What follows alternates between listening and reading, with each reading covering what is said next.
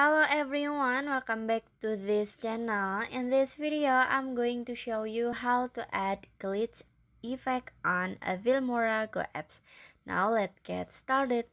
First, after you open your Filmorago apps, you just swipe down, and then in here you just click on effect, and in here you can see more. You just click on more at the effect, and after this you can click on glitch at the top, this one. So you just click on glitch, and in here you can see many glitch effect. You just choose everything or choose the glitch that you want, but in here I want to use on a basic, so you just click on basic, and after this you can click on use.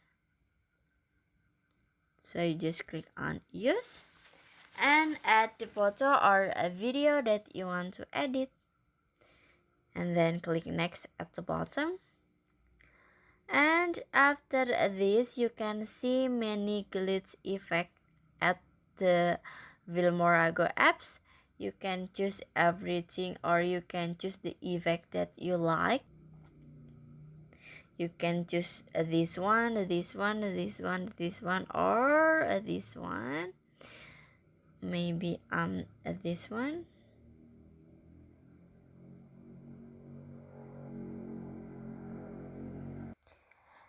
And after this you can click check icon in here.